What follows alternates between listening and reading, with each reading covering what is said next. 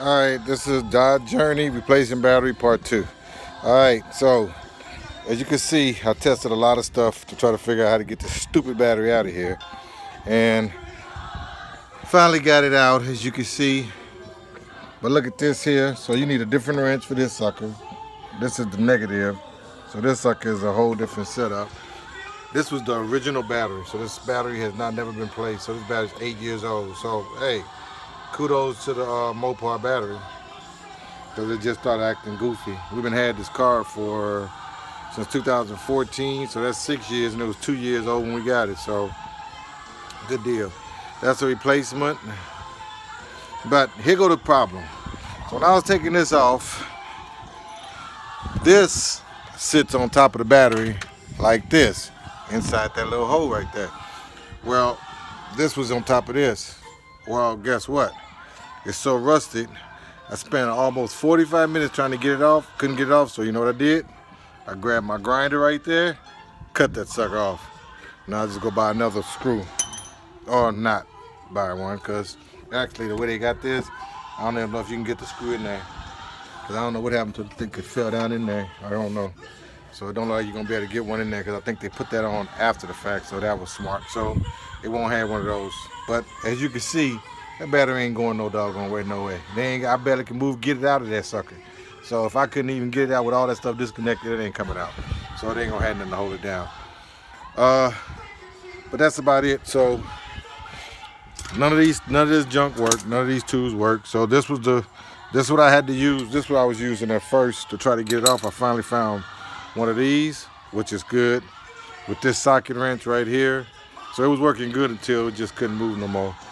And that fits on top of that, and it works like a ratchet wrench.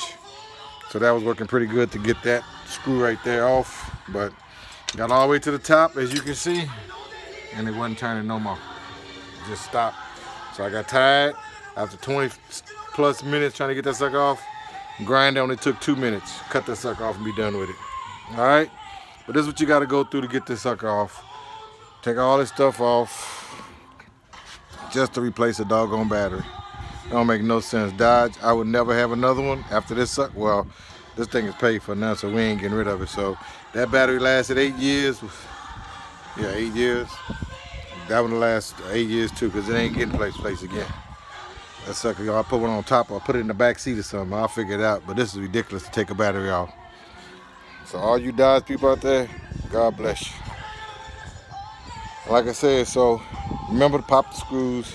That's in the first video, all that stuff. But that's how you get it off. These are the clamps. Penetrating oil, got it loose. So that was a good thing. It was only a couple turns to get it off the battery. So it came off the battery pretty easy. Well, you can see this is some custom stuff here. I ain't never seen that before, but it worked. So that's about it. And make sure you ain't getting no battery bigger. The battery that comes on that sucker is the battery you're gonna get. So make sure when you buy a battery, look for that expiration date, 2/20. That's the year that it was done. So it's only 3 months old past this thing. So it's the whole 3-year warranty. Like this one had a 3-year too.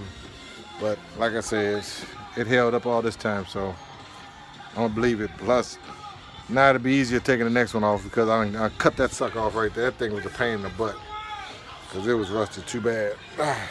So that's it. Enjoy, have fun.